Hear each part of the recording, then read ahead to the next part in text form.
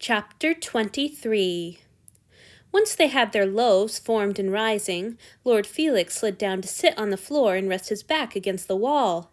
Eiji blinked at him in astonishment. "Feel free to sit in a chair," the god said, gesturing to all the seats he was ignoring.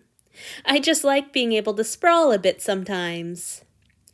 Eiji couldn't quite bring himself to sprawl, but he knelt delicately beside his master and tried not to feel as if even this was too daring. His boldness was rewarded when Lord Felix turned his head to smile at him. The god had a smudge of flour on his cheek, but he couldn't think of a polite way to mention it before Lord Felix started speaking. "You're an excellent teacher, Eiji. I'm sorry I got so confused with all the ingredients. You were good to be so patient with me." Eiji inclined his head. "Not at all, my lord. I'm sure Rokuro would be gratified to learn that you were so impressed with his recipe." "There was just so much!" That same awe was back in the god's voice. "When my parents and I made it, we just used flour, a little ale, and some salt. When the harvest was bad, we would grind up peas or beans as well, so we didn't have to use as much flour. Or sometimes we sent my little brothers and sisters hunting for acorns to add. But I'm sorry, you're not here to listen to me reminisce." Eiji was too astonished by his master's words to come up with any kind of polite response. The god had eaten human food? He'd had brothers and sisters? They had feared poor harvests? It was all too strange for him to even begin summoning words. Lord Felix went on anyway. "It really is a grand recipe, though. You, Rokuro, Zenji, all of you are so well educated and refined. It never quite stops astonishing me. If you and I had met as children, I would have thought you were a prince and gone down on my knees." That horrifying image was enough to snap Eiji out of his confusion. He stared helplessly at his master. My lord," he sputtered. Lord Felix shrugged and smiled at him. "It's true. You're so handsome, graceful, polished. Doesn't that sound like a prince?" Alarm bubbled in Eji's gut. "I am your humble slave, my lord, and honored to be so. I wouldn't presume to seek any other station." "I didn't mean to imply anything, sweetheart." Lord Felix scrubbed his hand over his head, getting flour in his hair. "I'm sorry. I'm not trying to upset you. I'm just trying to flirt with you, and I'm afraid I'm doing a very bad job of it." Oh. Eiji was grateful for his master's explanation, but it did so little to address his own confusion. He glanced up and found Lord Felix looking at him, messy and apologetic, and the earnestness of the god's gaze helped him muster the courage to ask his question. "Flirting with me, my lord?" It was Lord Felix's turn to look confused. "Yes, of course I'm flirting with you. Haven't I been clear?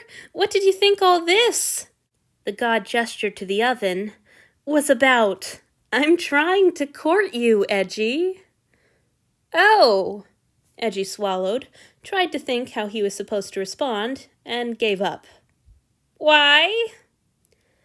"I don't want to upset you the way I did last time," Lord Felix said carefully, his eyes fixed on Eji's face as though it was of vital importance that he monitor every little expression of his attendant. "But I'll say that I think you're incredible.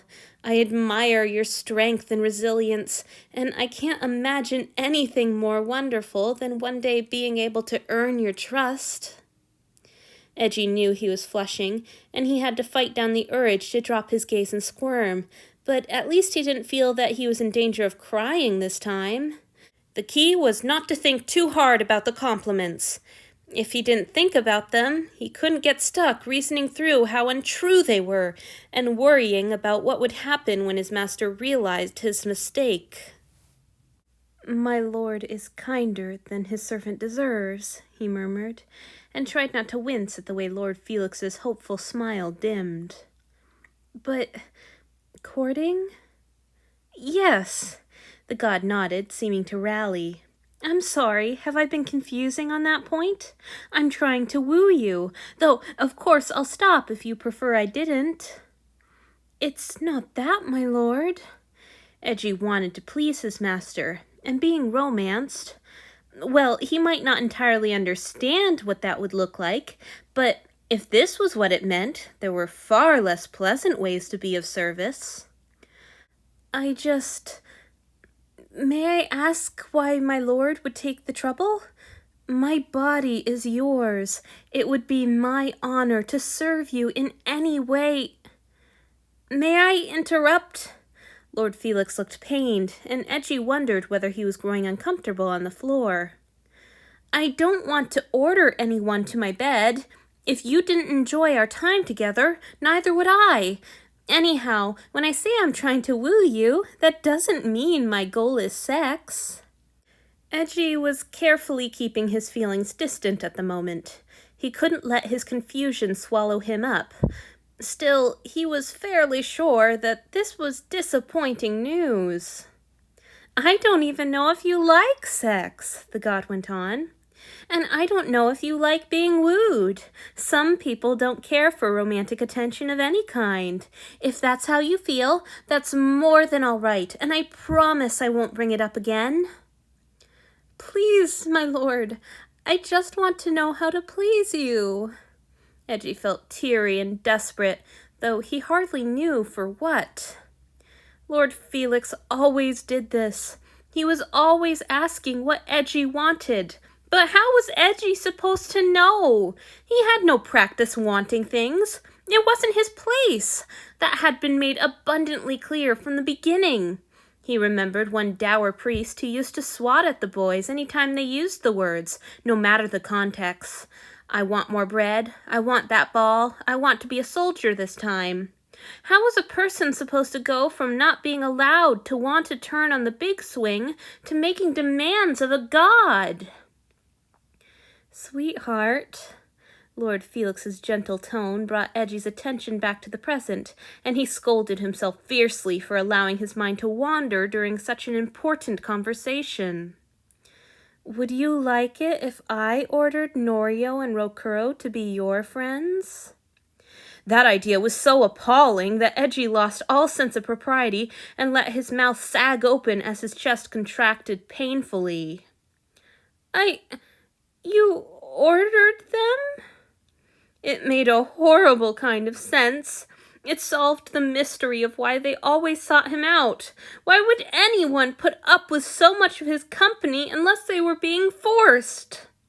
No! Lord Felix held up his hands, palms out, like he was pleading with Eiji. I would never do that! But do you see what I mean? I don't want any kind of relationship with you that you don't also freely choose. Eiji was still reeling from the awful thought of Norio and Rokuro's inexplicable kindness having such a simple, terrible explanation.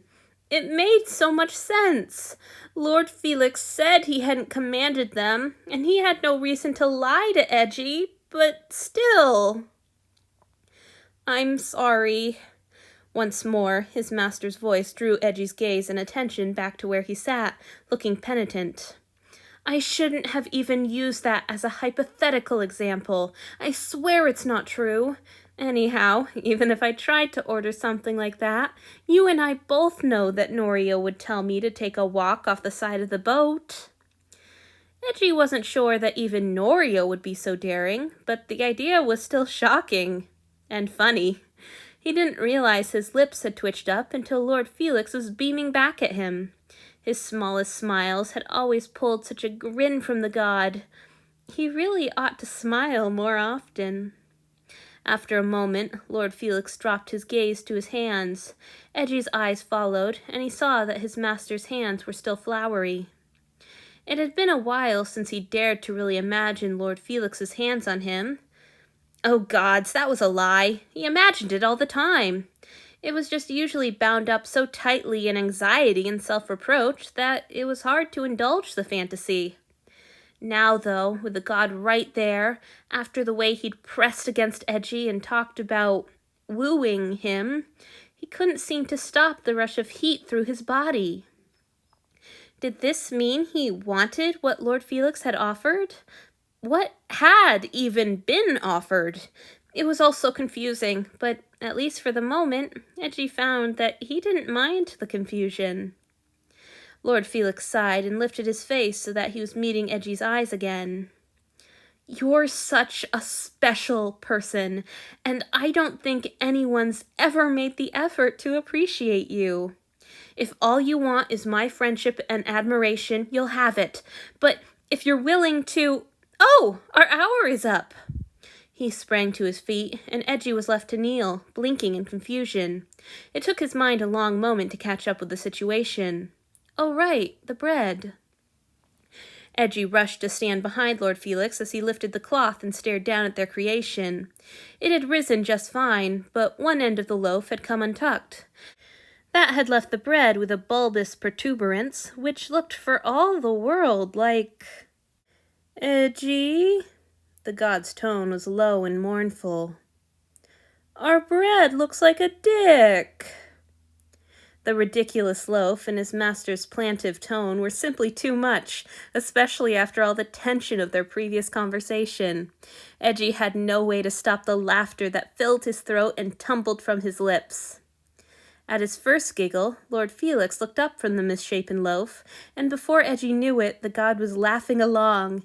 His deep, loud peals of laughter rattled Eiji's chest in a way he wasn't used to, but he was fairly certain he enjoyed. I hope I get to hear your real voice again one day, he thought suddenly. He felt pierced through by that strange, aching softness as he watched Lord Felix wipe tears of laughter from his eyes, smearing the flour on his face still further. He couldn't tear his gaze from his master as the god stoked the flames and put the misshapen bread in the oven, still chuckling to himself. And when Lord Felix turned back to him, eyes bright with mirth, Eiji gathered every bit of courage he had ever possessed. My lord? His voice was a squeak, but he pressed on nonetheless. May your servant be permitted, kiss you? Can I? It wasn't a coherent sentence. Hell, it was hardly words. But Eiji knew his master had understood when the god went still, his eyes widening and his throat bobbing with a sudden swallow. Eiji prayed that Lord Felix wouldn't make him ask again. He didn't think he could. But before he could truly begin to panic, his master stepped towards him.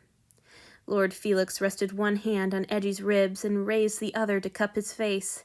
The god gazed down at him, pupils blown wide, and Eiji thought that even the gentlest touch could never be as soft as that gaze. His heart hammered wildly as he parted his lips, dizzy with anticipation. Oh, Eiji. Lord Felix sounded dizzy too, his voice hushed and reverent. You're a miracle. Then the god's soft, cold lips were on his, and Eiji couldn't think of anything else. Lord Felix kissed his lower lip, then his upper lip. Each kiss was light and chaste, but they lingered tantalizingly. Eiji was startled by the heat that roared through his body at those gentle touches. He had to fight to keep from arching against his master's hands and capturing the god's lips with his own. His control faltered when Lord Felix paused and seemed about to draw away. Eiji surged forward desperately, though, with his eyes closed, he only managed to press his lips to the corner of Lord Felix's mouth. The clumsiness of the gesture didn't seem to bother the god. In fact, he gave a ragged little moan and tightened his hold on Eiji's side, just a little. Carried away by his own daring, Eiji rested his own hand on his master's hip, moth-wing light, as their lips met again. They almost burned the penis bread.